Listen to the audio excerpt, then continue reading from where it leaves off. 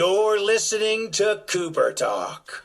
Welcome to Cooper Talk. I'm your host, Steve Cooper, and remember, I'm only as hip as my guests. I got to tell you something, people. You know, I watch a lot of TV, and Joanne watches much more TV than me, especially now that there's this TV. We've got this network called Start, and we have all these different TVs. And she's always watching old TV and new TV. And I always look at the writers and the directors, because the actors I usually know, a lot of them have been on my show, but I always look at writers and directors. And a few weeks ago, Rich Wilkes, who's been on the show, sent me a message, and he said, "Are you interested in having Dan Dworkin on the show?" And I was like, I know that name. And so I knew the name from just seeing it so much because he's written for so long. He's been on so many great shows. And I looked him up and I'm like, holy crap. He wrote on Cold Case, which is a show I love growing up outside Philadelphia. And my guest today is Dan Dworkin. How you doing, Dan? Hi, I'm well. Cold Case, huh? That's interesting. Well, it's funny. I saw you, well, that was the second show I guess you worked on, but I watched that show a lot, and I remember one night I would always watch it, and it was like back-to-back episodes, and Reed Diamond, who's been on the show, and Robert Romanus, who's been on the show, both got killed in back-to-back episodes, and I was like, yes, I wanted a trifecta of one more episode of Cold Case with a Cooper Talk guest getting killed. Oh, wow, that would have been amazing. Yeah, I mean, if you break down the Jerry Bruckheimer procedural stable from that era, I'm sure like there's thousands of actors who have been killed. Yeah. So you've been writing for a long time. Your show Lost Symbol you found out it's not going to be picked up. Threat. Yeah, we found that out a couple weeks ago. Now, what was the process? What was the process for that? Like, how long did you have to wait? I mean, do you sit there? Are you in limbo? Or I mean, it must suck sometimes because you put all your heart and soul into it. In terms of how long you wait, it depends on what network you're on. If you're on a broadcast network, ABC, CBS, NBC, historically at least, they're going to be on a little bit tighter schedule. So if you have to be renewed for a fall broadcast, a fall renewal, and then so it's a little bit, the signposts are a little more clear. If you're on cable or streaming, especially if you're on Netflix or something like that, I think it's super fluid because, Netflix or HBO or something, they space out their shows quite a bit. In the case of Peacock, which Lost Symbol was on, I mean, we waited, I don't know, it was a couple months from the time the last episode of season 1 aired. And it's weird. They don't, whereas again, if you're on a broadcast network, you can just go online and look up what your ratings were. If you're on, and now Netflix has started announcing what like their top 10 shows are of the week. They kind of give out those ratings, but it used to be super secretive. And with the network like Peacock, it's still like, I still don't know exactly how many people watched, but you kind of get the sense in the second, third hand kind of trickle down intelligence I was getting that it was doing good, but it wasn't the breakout hit I think that network needs right now. So we knew it was kind of on the bubble. So it wasn't like a huge surprise it didn't get renewed. Now, what was it like writing during COVID? I've talked to so many actors, and actors have to get on set and they have to get tested. What is it like when you're a writer? Because one, I would think you don't know if you're going to be able to shoot the show. I mean, when everyone started, I'm sure when you started writing shows, you thought, I'm going to write the show, we're going to go to production, what has your life been as a writer during COVID? Because it's a lot different than an actor, because you can still work, but once again, I think it would be, you can work, but you don't know if anyone's ever going to see it. It was when it first, well, I'm sure everyone probably has their great writer COVID stories now, but since we were prepping the pilot for Lost Symbol in Toronto, and so I'd been up there for like a month, and about 2 days from when we were supposed to start shooting the pilot, everything got shut down and we flew home, and then we didn't go back. So that was in March, and then we didn't go back till December to shoot the pilot. But after we did shoot the pilot and the show got picked up, then we had to do a Zoom writer's room, which obviously everyone in town has been doing now for a year and a half or whatever it is. And initially, it was, I mean, I do quite a bit of working at home anyway, so that aspect wasn't bad. And I was pretty excited about it at first because you're saving a lot of time on your commute. If I have an office in Hollywood and I live in Sherman Oaks, I have to drive, that's an hour and a half I'm spending in the car each day that I don't. As good as whatever podcast is that I'm listening to, still not worth it to be in the car for 90 minutes a day. It was, I thought it was going to be super efficient, and at first it was, but then I started to realize that I became kind of impatient with the Zoom writer's room process in a way that maybe I wouldn't have if I was in a physical room with actual people, because you have to sometimes just stare at that whiteboard when you're breaking an episode and kind of have it go through many, many different incarnations before you land on what the right incarnation of a given story is. And I would feel myself, just because of, I don't know, the claustrophobia of like looking at a screen, just kind of saying, okay, I think this one is ready to go, when that was very premature, and it probably hadn't like baked long enough on the board, as it were. So towards the end of the season, I started to realize it was kind of the limitations of the process. But I got to spend, I spent a lot more time with my kids during the course of a day than I normally would have. So that was great. And, I took walks around my neighborhood and played with my dogs. And so for quality of life, it was nice. Efficiency of work, maybe slightly less nice. Now, you're one of the creators for the Lost Symbol. Take me through the process, because you create it, and now did you have a hand in casting? I mean, how was your process in this show? Because I know every writer's different. You're a veteran. You've created different shows, so you're not just like some guy going, "Oh yeah, here." What was the process for the Lost Symbol? Well, and also when I talk about this, it's by extension myself and my writing partner Jay Beatty, because we kind of did everything together on this, as we do on all of our TV stuff. And on this one, it was unusual. We'd never adapted anything before, so we'd always created completely original material in terms of the pilots that we wrote and the shows that we created before. So yeah, this was CBS Studios came to us and said, we have this Dan Brown book, and they had just actually fired the prior writer off of it. So it had already been kind of sold to NBC as a project, but then they were looking for new writers to come in and kind of give their own take. So we read it. It's a long book. And, it was like, I don't know what it was, 500 pages or something. And we had to get back to them quickly. So a combination of reading and listening to it, like on Audible, got through the whole thing in like 3 days and said, okay, I think that there's something here that we can make our own. Certain elements of the story that I was attracted to, and certain elements less so. And so we kind of did kind of our original take on the material, came in, pitched it. They said, great. And you have a month to write a script. This was a super compressed process because, like I said, they'd already had another writer on this pilot, and they already had a deadline in mind. So when they got rid of that writer and we came in, the race had already started.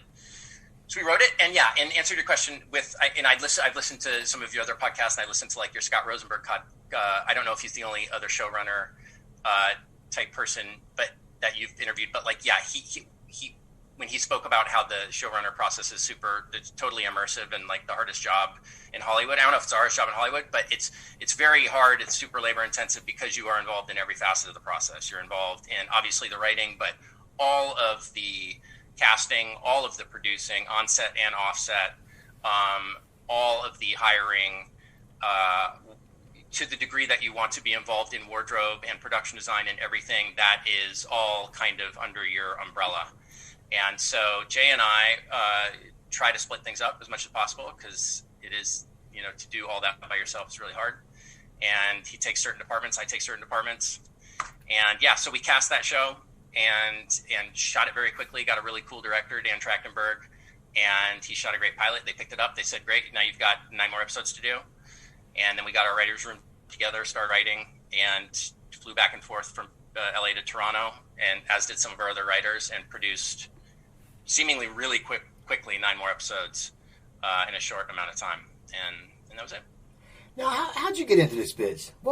Did you always want to write? Were you a kid who wrote, or were you a kid who liked sports? I mean, I've done some writing, and when I was really little, I loved sports, and I had a stand-up comedy career for about 8 years in the late 80s. So I've always been attracted to the business somewhat. Well, what's your backdrop? I did not. I guess I always liked writing, but I was not someone who. I don't think I had like an amazing aptitude for it at a young age. I liked it. I may have fallen. In high school, I I was that kid who got a hold of his parents' video camera and started making little short films, almost more as like to supplement my homework assignments. Like instead of writing a paper or something like that, I would make a little movie and turn that in. And so it's almost like an aversion to doing things the right way. I thought of more different ways of doing it. So it all stemmed of like, I don't know, in a way, a laziness. But then I slowly started to realize, oh, wow, this is actually pretty cool. And then when I learned that there was such a thing as film school, which I didn't understand when I was a junior in high school, by the time I started applying for colleges, I realized that was a thing.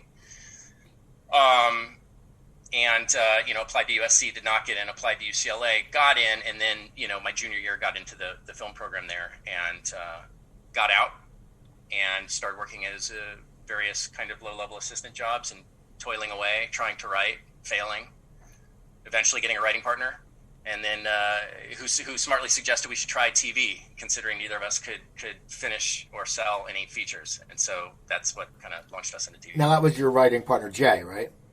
Correct. Now, how did you guys meet? Was it something that you just were like PAs on a job or something, or you just knew friends who knew friends? Because it's been a very long, successful relationship. Very long. Yeah, people are always amazed. I mean, there are obviously writing partnerships that have gone longer, but it's pretty long. We just had overlapping circles of friends, and at one point started talking about writing together. Because again, I was like really bad, and to this day I'm pretty bad. I'm not a super. TV's different. TV allows me to be organized in a way that writing features doesn't. Writing features, I'm like super disorganized. And you mentioned someone like Rich. Well, Rich he's obsessed with screenplay structure, and he'll like send texts to me and one of our other friends who's a writer about, hey, this is what Dan Harmon says about this, the story circle, and my eyes kind of glass over. Like I don't know if it's ADHD or what it is. I've just never been great with structure. So anyway.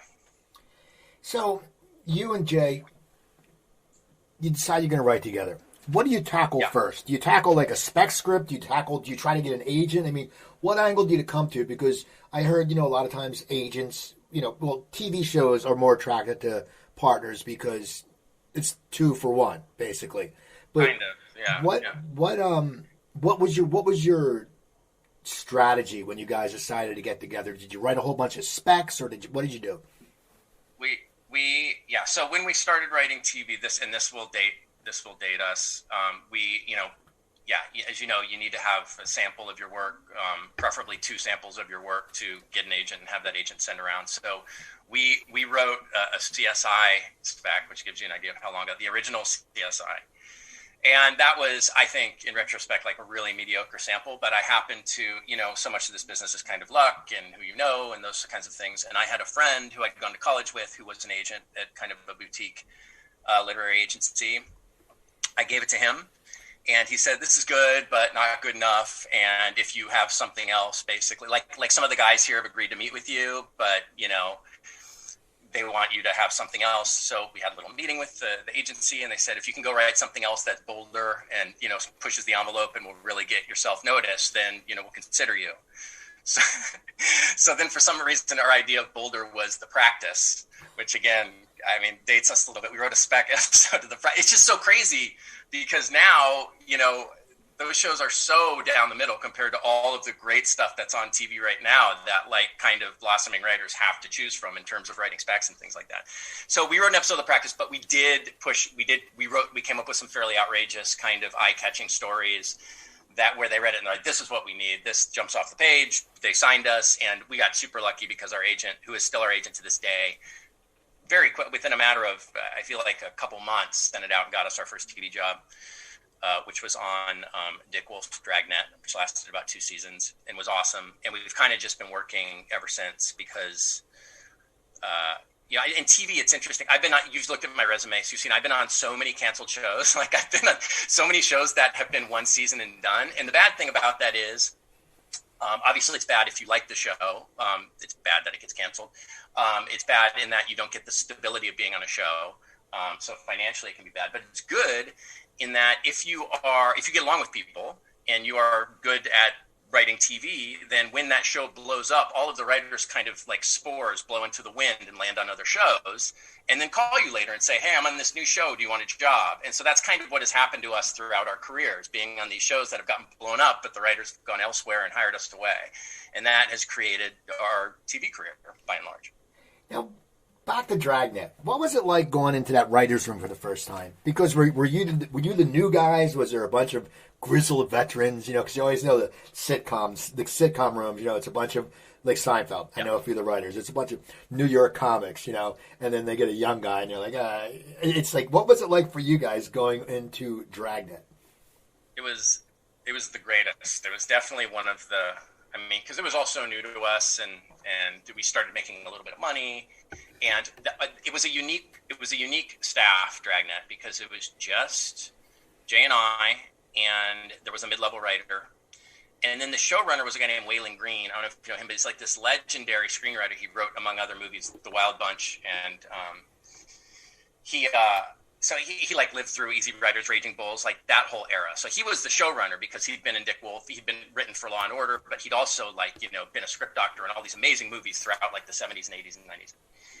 So he was an awesome guy to learn from because he was like an older guy who'd been through it all and was just so cool and kind of just didn't give a fuck. Like he was not one of these guys who was tightly wound and everything was so precious. It was like he was more of a life is too short kind of guy. And so that kind of imbued us with this great, relaxed, kind of attitude for our first 2 seasons of TV. Actually, he left after the first season. So yeah, it was just him, and it was another executive producer named Robert Nathan, who was another like really seasoned, cool guy, and us and one other guy, and we were in this bungalow on the Universal lot. And within our first season of being on that, we wrote 4 of like the 12 episodes, Jay and I, and got to go on set and produce them all and just learned. It was just like we were thrown into the fire. Didn't really know what we were doing on set, but kind of just learned. And it was definitely one of the best, I feel like, experiences you could have for your first show. It was great. So it was really fun. And then that got canceled after 2 seasons. Yeah, but is that depressing? I mean, you're both, it's your first job. It's a great experience. You're making cash. TV writers do all right. So your life, you're probably, like anything, you probably think, well, if this goes for 5 seasons, that residual, baby, that stuff. What was it like when it got canceled? Did the studio tell you? Did your agent tell you? I mean, how did you find out? Because it's your first experience of getting canceled. Like on so many of these shows, I feel like you just know which way the wind is blowing, and it's never like a huge surprise. I've been surprised maybe once out of all the shows that I've worked on, surprised by cancellation. So yeah, I don't remember who exactly told us. I just think we all knew it was coming. The show, like, that was an interesting show because the first season was very, very much a Dick Wolf procedural. It looked like it. It felt like it. It was shot like it. And then the ratings were it was floundering a little bit. So the network was like, well, bring it back in season 2, but it needs to be retooled. So they brought on some new showrunners who Jay and I have remained friends with and worked with, the Pape brothers, who were great. But they did a whole different, it had a new look and it had a new cast. I mean, Ed O'Neill stuck around, but the rest of the cast was new. And that was kind of an effort to boost ratings. And that didn't really work. And we knew it wasn't working to boost ratings. So we knew it was going away. Now, then was Cold Case your next gig? Did that come pretty easily to you? Yeah, one of the writers from Dragnet, who left in season 2 of Dragnet, went over to Cold Case. And so, by the time season 2 of Dragnet got canceled, he basically said, hey, I'm on Cold Case. Do you guys want to come over? We're like, sure. And so that was one of those nice little kind of overlap situations I was talking about where we just kind of pivoted. Now, as a TV writer, was it for like the script? Because Cold Case, it's the flashback and it's a flash forward. How do you attack a script like that? Do you know the whole story? You know the beginning. It's Cold Case. You know the end. They're gonna find it. It's always someone comes in and says, and you get the music. Ooh, it's someone, I'm looking for someone. How do you attack that as a writer? Do you sit there and you know the beginning and ending, and you just write it all out and then put the flashback scenes in and tell a story, or do you just sit there and go, a flashback scene will work better here, or will work better there? That show, I mean, it's been so long since I wrote on that show, but that show, procedurals like that are pretty regimented and like have a structural framework that you can kind of plug things into. That show was super hyper structured, where you knew you were going to have, I forget what it was, but like 1 flashback per act or 2 flashbacks per act. And that was all laid out. The showrunner on that show, Meredith, knew exactly what she wanted, which is always a good trait in a showrunner, and knew exactly where everything needed to be. So that makes things a little easier. Whereas like shows that are more open-ended and serialized, it can be, I find, more rewarding creatively, but can definitely be more challenging in terms of how you structure things, because you never quite know how you're going to get to places. Now, with you and Jay, with your writing, and then this can go from the beginning until now, musicians, a lot of times musicians will be a guy write the music, a guy write the lyrics. How do you guys write together?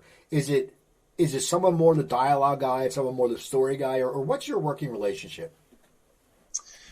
We, right now, I mean, we've gotten to the point where if we're co-writing a script, we'll kind of break it together and kind of outline it, come up with the outline beats together. And then when it comes to the actual writing of dialogue, we'll just kind of split it in half, and then we'll trade.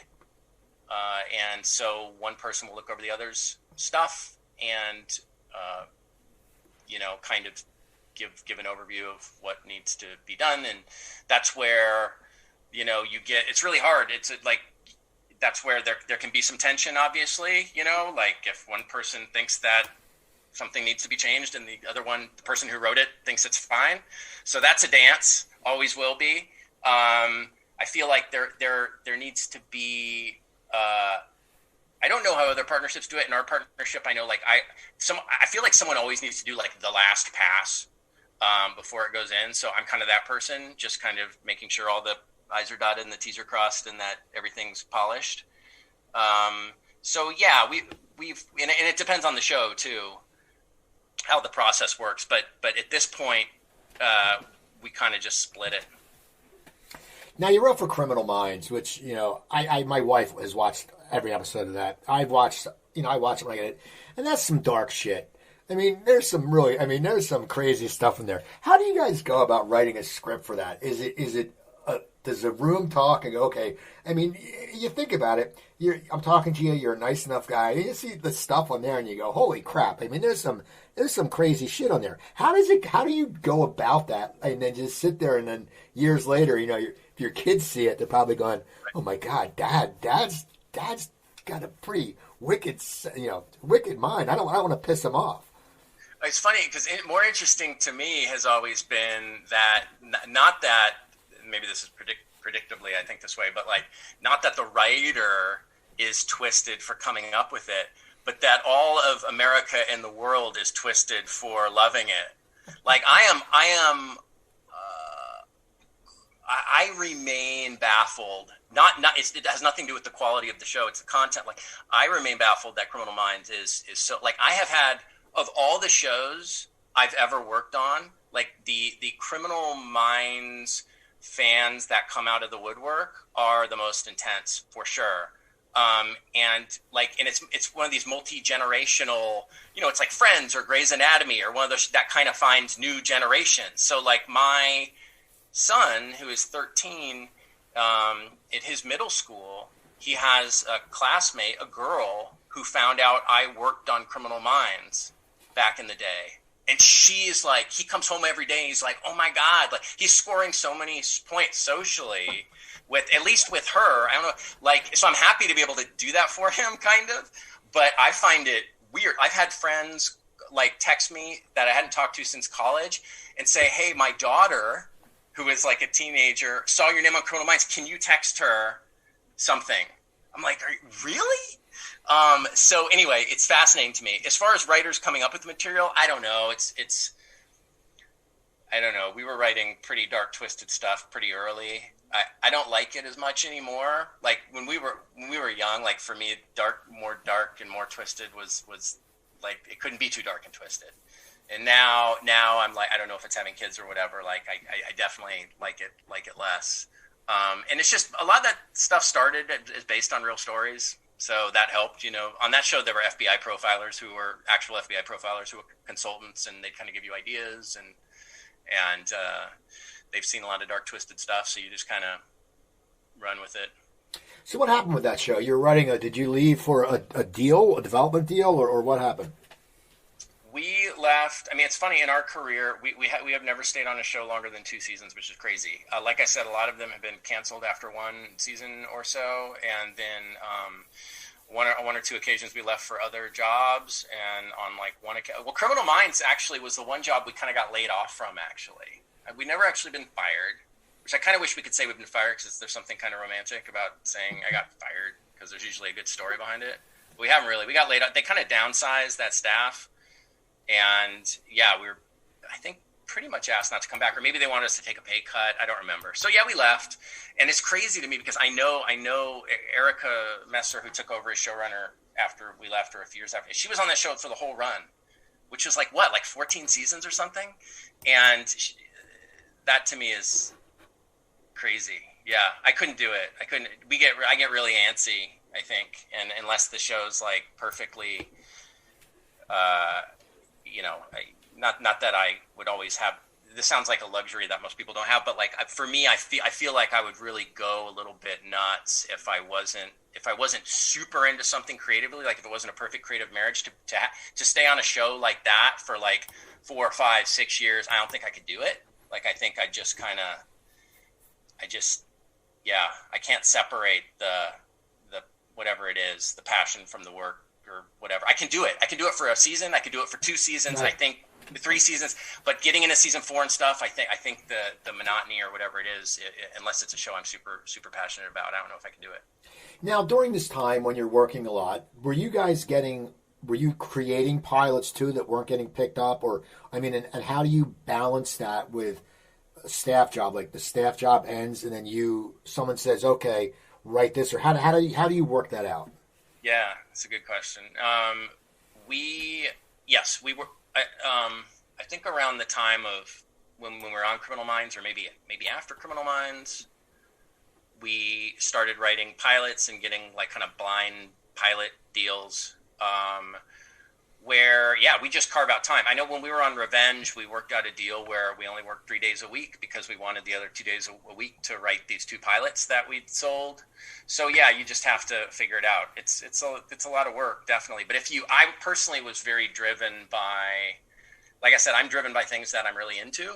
That helps me get energized. So like these pilots that we would come up with were our original ideas that usually I was pretty passionate about, and that would help motivate me to push through and do kind of enormous amounts of work, which it ends up being if you're working full time on a writing staff and you're writing like 2 pilots. That's a lot of work. So that was the balance pretty much. And then Now, was there any pilots of the pilots you wrote that you really thought were going to get picked up? You sit there and go, okay, this is a sure thing, or did someone of a name get attached? How did that work for you? No, like I said, there haven't been many surprises for me. Like I said, I feel like you can generally read the tea leaves on these things and know, you hear murmurs about what's going to get picked up and what's not. There was one that got kind of close, it was one of the ones we were writing for Revenge, but I knew, I kind of sensed it wasn't going to get picked up. The times where I've been surprised by things, not like I mentioned, maybe there was one time, it wasn't a pilot script. It was, we did the show Matador, which, most people probably never even heard of because it's on the El Rey network, but it was the next to us going on to Dragnet for season 1. Doing Matador was our best experience as writers because it was the first time creating a show. And after season 1, they didn't bring it back for season 2, and that was a surprise. And I think everyone was. We were surprised, but it was a fledgling network, and no one. I don't think we were ever really clear on what the metrics were for success on the network. But that was one that was tough. That one. Now, how did you go from you created that show? So was it one of your pilots that got picked up, or what was the process to finally getting that on? Was it someone else's idea? Well, that El Rey was Robert Rodriguez, right? Is that El Rey was Robert Rodriguez? Yeah, it's his network, but that show was that was not our original idea. That was a show that Bob Orsi had sold, and his company, Kurtzman Orsi at the time, they had sold the pitch to Robert Rodriguez, and the pitch was essentially undercover soccer player, like a guy who works for the CIA but goes undercover on a soccer team, LA-based professional soccer team, because there's some corruption happening behind the scenes in the ownership or some other behind the scenes facet of this soccer team that's connected to international crime ring. That was the pitch, and Robert was like, great, do it. And then Bob wanted someone to kind of co-create it with. So we had a relationship with his company from something we'd worked on them. Anyway, they brought us in, and they said, what do you guys think? And we thought it sounded awesome because it was kind of a blank slate. Like Bob had those kind of tent poles for the show, but otherwise creatively it was a blank slate. And we knew creatively we could kind of do anything because the El Rey network was very unique in that there was no rules seemingly. Like you could kind of do anything you want. And they also didn't really have creative executives. It was literally like Robert Rodriguez was kind of, whenever there was a situation where we didn't know if we could do it, like we didn't know if we could say fuck. And we shot a take where we had the actress say it, and then we're in the editing room and we're like, wow, this fuck take is way better than the non-fuck takes. Can we use it? Can we air this? And everyone just starts looking at each other and we're like, let's call Robert. And we just like called him up and we're like, hey man, can we say fuck on your network? And he's like, I don't know, send me the clip. And we sent him the clip and he just texts back, he's all, it's great. And that was it. That's their standards and practices, was Robert Rodriguez. So anytime, and we could cast anyone we wanted. There was no kind of vetting process as long as we did it we were under budget, as long as, so all those things were pretty amazing. And that was an awesome opportunity. We shot in LA, which is kind of a rare thing. We cast a bunch of awesome people who, for a lot of them, it was like the biggest thing they'd done so far, and it was just kind of like a big family, and we created all these wacky storylines, and it was just this great genre mashup of kind of like action, comedy, sci-fi, weird, it was super fun. Now, how'd you end up with the creator title, though? Because someone pitched it, and then this guy came, but, when you look at it, it says creator. How does that happen in Hollywood? How does someone end up, because, as you said, it was someone else's pitch, but then you guys developed it. So it is your baby. It is your show, and you basically did create it. But how does that work with titling for you? In that case, I think it was just kind of up to Bob and Robert. And I think Jay and I were definitely the co-creators of we did the work of creators. We created all these characters and stories and stuff. So Bob, I think we shared creator credit with Bob Orsi on that, and that one was pretty clear cut.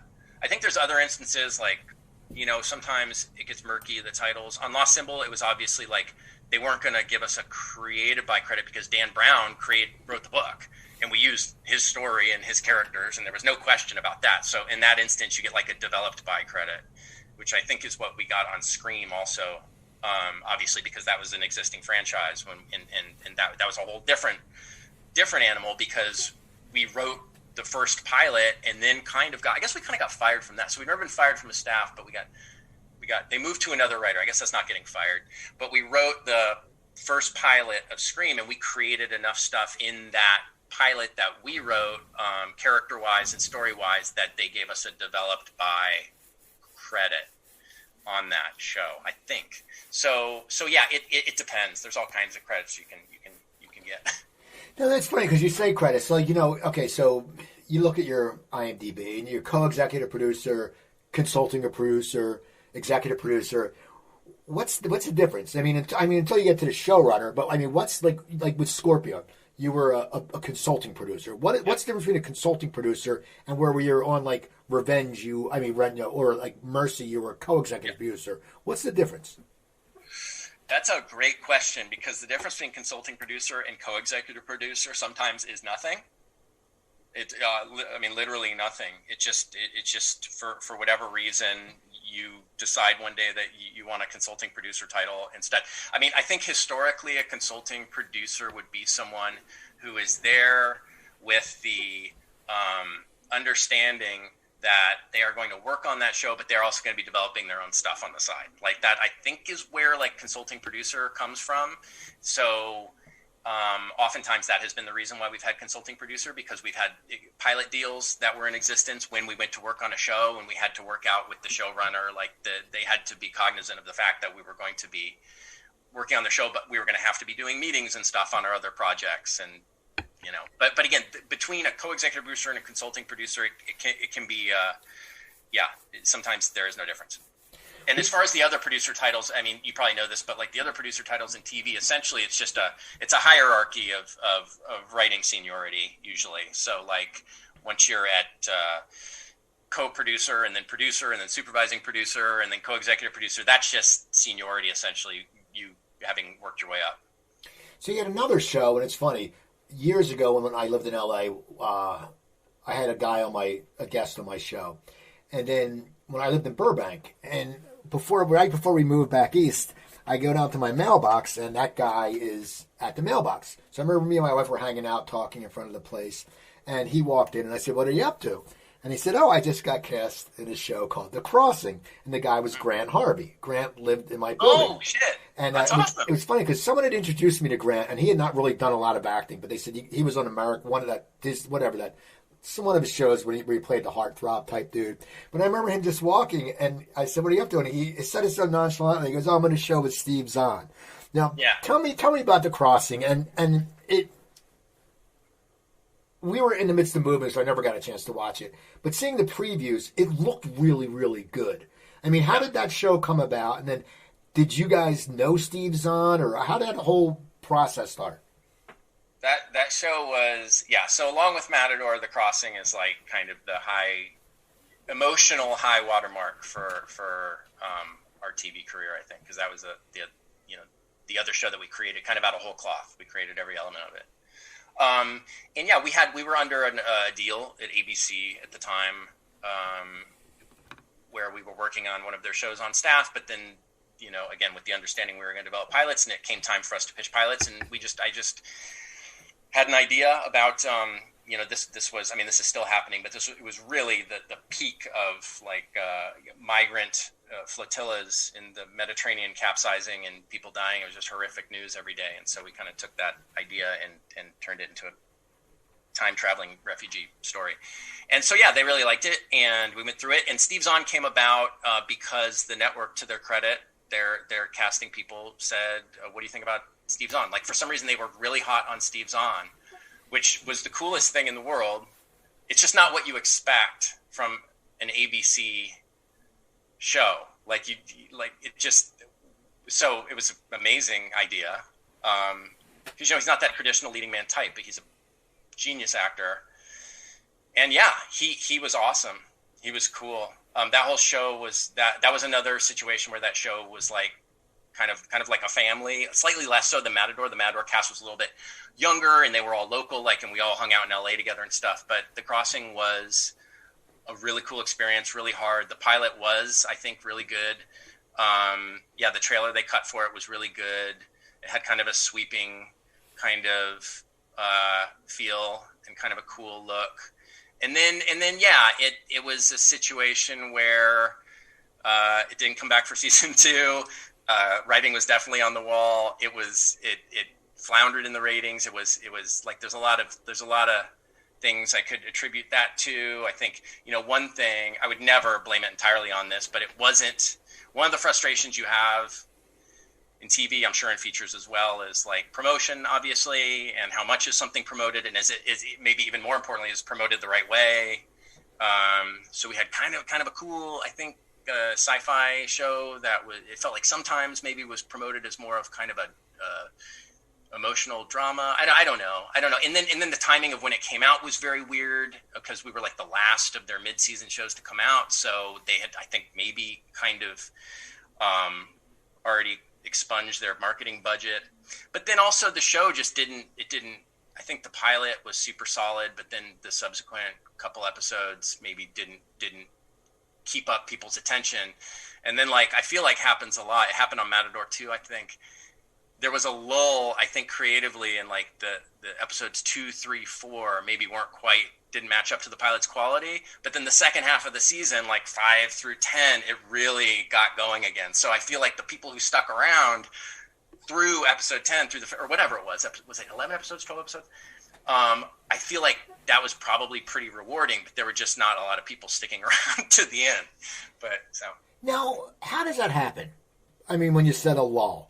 Is it, you write the pilot, you put all the time into it, and then is it something like, like a band who starts playing, they have that concert and they get signed, and then they're not sure exactly where it's going to go, and then it takes a few to get in gear. Do you think that's what happened with you guys? I mean, you said there was a lull, but I mean, as the creators, did you feel that way, or did you just sit there and say, looking back at it now, you can say, you know what, we were a little bit, we just didn't get the momentum yet?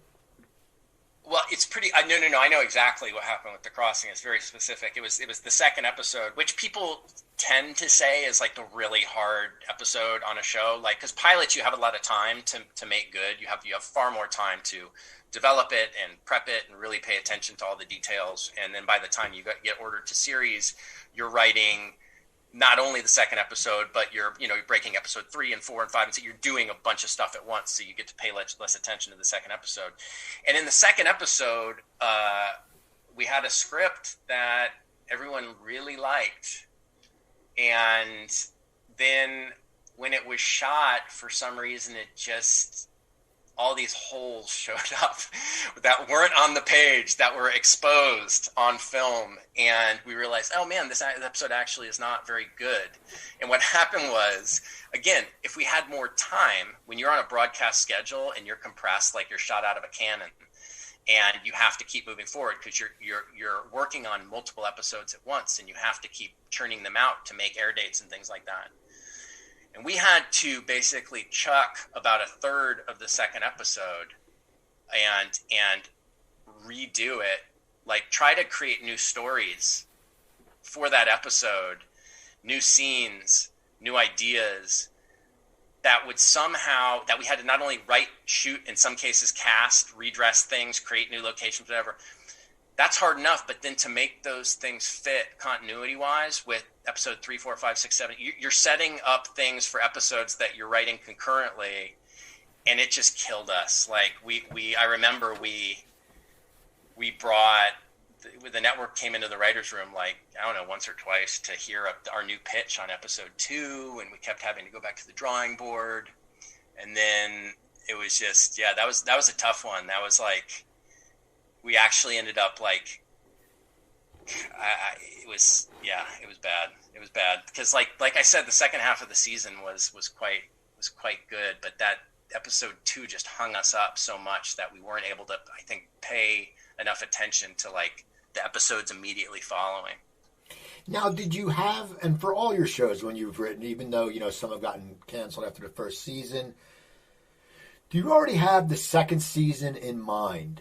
Or are you all just concentrated on the first season and say, okay, we'll do the cliffhanger or whatever, and then we'll figure out where we go? I mean, do you have, when you come up, you and Jay come up with a show, do you have the whole arc, or do you just have little arcs because you don't know how long it's going to go? We had, in the case of The Crossing, like very broad notions for like for seasons 2 and 3. Super broad. I always keep open the possibility that, I mean, it's not the possibility, it's the foregone conclusion that like 80% of everything you plan is going to change, I feel like. So I'm never too hung up on what, now, then again, you're talking to a guy who's never had a show go past season 1 that he's created. So I don't know if this would actually, work going forward, but I've never been too terribly hung up on what season 2 or 3 looks like, because I know so many things are going to change as we do season 1, that it's going to kind of shift where everything would need to begin in the season 2. And I'm always fairly confident that we can come up with something great. But yeah, I think you need to have broad ideas, if for no other reason, because oftentimes the network wants to hear that. In order to set the show up, they're going to want to hear a little bit of something. And sometimes if you have an idea, like if you have kind of a rich sci-fi idea or something like that, like I feel like we did for The Crossing, it's such fertile ground for, propelling yourself into another season, because the ideas are so big and you can always kind of start in a different place. In the case of The Crossing, you could start in a different time. So I was never too worried about it. Now, you also wrote on Star Trek Discovery. Now, were you a Trekkie? I mean, I'm sure some people would, if they found out they were going to work on Star Trek, they'd probably shit their pants. Because I know it's just, I mean, I've known actors who've been on an episode of one of the offsprings of Star Trek, and they say, everybody, you go to the convention and all the fans know everything about your career. I mean, were you a Trekkie, or what was that like going on to a show like that? I mean, was that something just a job to you, or did you have Trekkie friends who were like, oh my god, man, you're working on that?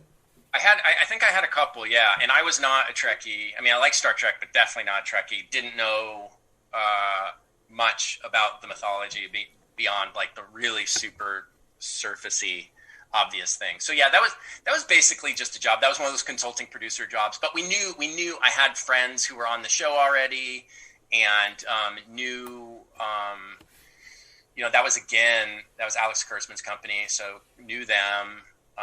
So there was kind of a mutual trust there in terms of they knew we would do diligent work, I think. And yeah, it's a very in the weeds show, Star Trek. Like there's a lot, especially, it's interesting because there's a Star Trek exhibit at the Skirball Museum that I went to recently because my father-in-law is a big Trekkie. And just looking at the timeline, they have a big map there, which I think we had a similar thing in the writer's room on Star Trek that shows all the intersecting timelines for all the different shows and, and it's insane.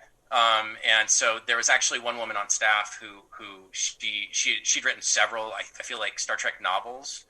And she was kind of the go-to mythology person if you ever had a question about what's canon, what's not canon, can we do this in this timeline, can we not do it in this timeline? Like she would always have a ready answer, so that was pretty cool. But yeah, that was cool. It was different type of show. Never went on set on that show. They shot in Toronto and we never went, so that would have been a different, I don't know if I'd like that experience that much, producing a show that's like entirely on a stage, basically using green screens and stuff like that. But yeah, it was interesting. Now, also, you worked for American Horror Story. What season was that? It was, I think, the last season that aired, 1984, it was called. It was the kind of Friday the 13th slasher I one. watched that. I'm going to tell you a very funny story about that. In that season, and people, if you didn't watch it, tough shit, Lamal from Kajagoogoo gets killed. Well, last year, at around Christmas time, I'm interviewing Lamal. And I asked him, I said, you're on you're on American Horror Story. And he only knew because his nephew saw it and called him and said, oh my God, Uncle Lamal, you just got killed on a show. But what was that show like to work for? Because we watched that because I'm an 80s guy, college and high school in the 80s. I interview a lot of 80s people. What was it like writing for that? Like, because it's a certain time frame. And it was great. I mean, me and my wife watched it and we loved it. But what was it like working on that? And were you a big 80s fan? Because you're a little bit younger to have actually really enjoyed the crazy 80s. Well, first, it's weird that Lamal didn't know. I figured there's lots of legal things that need to happen before you can kill a real person on screen. But but that's interesting. Yeah, that was insane. That whole story was insane. I'm kind of young. I mean, I'm 49. I born in 72. So I'm a huge horror fan. Horror is like my super crazy passion. So I was really happy to work on that show. It was an interesting experience, like kind of in terms of the writing staff. Everything on that show was group written, which means there's not one writer going off and writing an episode, which is the case on most shows. Now there's a lot of group writing. Actually, we did group writing on Lost Symbol. So that was interesting. I'd done that once before, maybe. So that's interesting. So that's a situation where you see someone's name credited on the episode, but it ends up they really only wrote like 20% of it or something like that, which is interesting. So yeah, that was cool. That show's just insane. Like that was really a lesson in talk about like not really having an idea of what the structure is going to be of a show like that. that's a great example of how you can not know and you can have, I think, a lot of success, because that show, I did not know episode to episode what it was going to be, what kind of insanity was going to come next. The whole Lamal thing was insane. I mean, if you remember, it was Richard Ramirez was a character, and he was like on death row in the show, and ends up he was like a huge Billy Idol fan in real life. So someone, I don't know if it was probably Ryan Murphy, said, let's do a music festival at the camp and break Richard Ramirez out of prison so he can go to see Billy Idol. And then all these other acts kind of came to the camp, and Kajagoogoo was one of them. And yeah, Richard Ramirez, I believe, killed them all in the show, which is just, I mean, that was just one of many insane things that happened on the show. So, well, but yeah. you said you weren't really, the structure. So, like, when you get done a writing day with a show, like, okay, Cold Case, it's very structured, act. This, I mean, you probably know when you're done on a day of Cold Case. For like American Horror Story, when you don't know what the structure is, like when you leave from work, do you sit there and go, I have no idea what I'm going to do tomorrow? I mean, how does that work? Oh yeah, no, that was the case on American Horror Story for sure. It was a unique situation where, it was a lot of, again, like, and I don't know, I'm kind of mystified by that one, because it was so, again, people ate that show up. People really loved it. And the process there was, again, the opposite of something like a Cold Case or something like that, where like you said, you know exactly kind of what you're doing on a daily basis. On this, the story could literally spin out into absolutely any direction at any given moment. So, which it was just fun. I find that creatively, that's super fun. I mean, not putting yourself in a box and literally saying it's great because someone like Ryan Murphy is just like, I'm going to do this and I don't care because I can. and people are probably going to love it. And if they don't, whatever. Most people don't have that kind of confidence. Most people are probably too afraid to say, like, I'm just going to do whatever comes into my mind. That's what's going on the screen. So more power to him for sure. Now, is it easy? Between American Horror Story and The Crossing, and then you did Outer Banks and The Lost Symbol, you went from creator to producer to creator. Is it easy to go from creator to producer, or do you feel like you're missing? Do you feel like you want to call the shots? It's mixed. It's I think after we've run a show, like right now, I have no desire to go be the showrunner on a show, because I'm not that exhausted anymore, but the process of doing Lost Symbol was so exhausting, like we talked about before, just so immersive and so all-consuming that I'd be happy to just go and be a writer-producer on a staff somewhere for like the next 6 months. And then, think of what the next thing is going to be in terms of what we create. So I don't mind that at all. I do like when it comes to our ideas, when it is an idea that we have come up with and it's our show, I do like being able to call the shots, because if you have a vision for how you think something should be, you generally want to have, creative control over what shows up on the screen. Now, you've worked for network a lot, and now, do you find it easier, though, for young writers? Do you think it's easier for them to get jobs now because there's so much work, or is it something that the jobs they don't get is quality? I mean, if you land on a network show, you're pretty much guaranteed a longer season. What's like for you? What's your view on how Hollywood treats its writers now? And is it easier for a young writer now than it was for you when you were a young writer? It's this real counterintuitive situation where it does seem like on its face it should be easier for young writers to get jobs, because it seems like there is so much more programming with all of the new cable and streaming that's happening. But I get the sense that's not the case. Like, it seems like it's just as hard, which really, again, from a math perspective, doesn't seem to make sense because there should be more jobs. But I just feel like it is as competitive as ever. And as far as how, when people come to me now, because, a couple times a year, someone will either email me or I'll get an email from someone saying, hey, my cousin is graduating from college and wants to be a screenwriter and come out. Would you talk to them? And I always talk to them. And if someone has a sample, I'll try to read it. I always definitely tell people, I mean, this is not like the most sage advice, but if it's harder now than when I got in. I feel very lucky to have gotten in when I did. And unless you have a white hot burning passion to do it, don't, because I feel like you're going to need that. And that's my straight talk. That's not like the hardest thing to hear. It's not like I'm saying pack your bags and go home, but I really do feel like if you have that burning passion, and you love it, then you got to do it. That was with me. I don't think there was anything. I feel very lucky because I'm one of those people who I don't feel like I really could have been that engaged with another profession. I think it would have been really hard for me. I think I would have been really bored with not, if I had to do something that wasn't writing related. It helps me. So I assume that would help other people.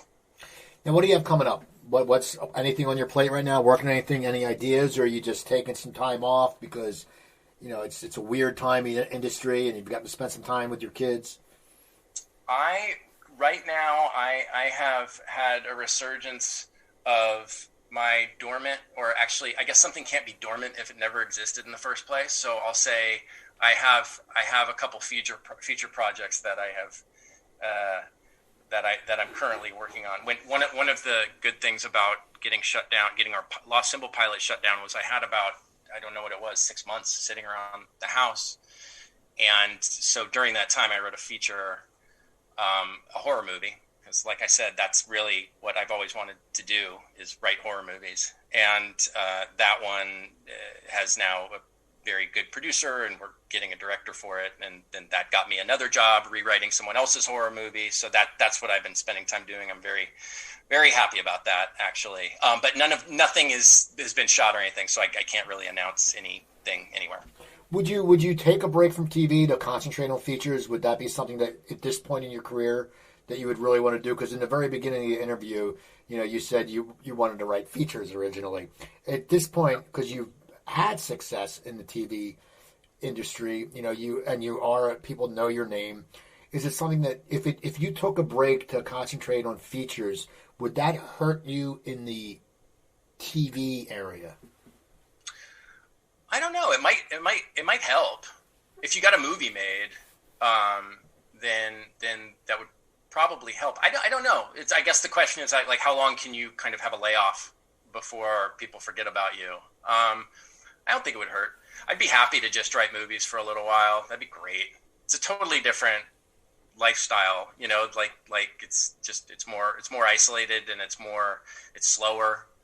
And again, show running is completely different than writing a movie. Show running is just such a crazy, all-consuming thing. So yeah, no, I'd be, if I could just go write horror movies for years, I would do that in a heartbeat. If I can make a living doing that, in a heartbeat. And that was going to be my final question, which it is: if you write a feature and it becomes a huge hit, so now you're at the point where you don't have to go back to TV if you don't want to. Would you be fine, as you just answered, you'd be fine just riding out your career, writing features? Or would you eventually maybe get a little bit of an itch and go, I sort of miss TV? I'm sure I'd get an itch. I don't think, as a side note, either of these two things I'm working on are going to be huge hits, because they're both very small movies. So I don't think I'm going to have to face that conundrum of having to decide if I want to go back to TV, because I'm sure I'll be in TV for a very long time. But yeah, I'd probably miss it. I might miss there is, as tiring as it is, there is something really, really fulfilling about being able to pull all the levers on something, being, being able to cast who you want, being able to be on set, to work with actors, to work with the directors, to really kind of immerse yourself in a world that you've created. I like that. It's, yeah.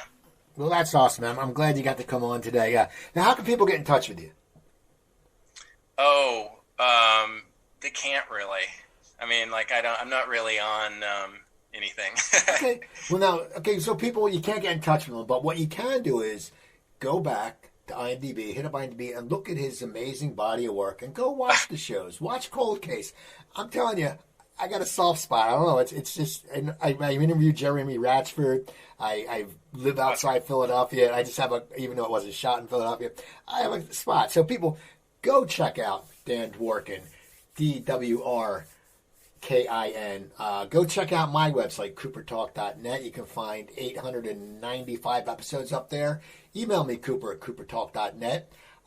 Twitter, it's at CooperTalk. Instagram, it's at CooperTalk1. Remember, I'm Steve Cooper. I'm only as hip as my guests. Don't forget, drink your water, eat your vegetables, take your vitamins, and I'll talk to you guys next time.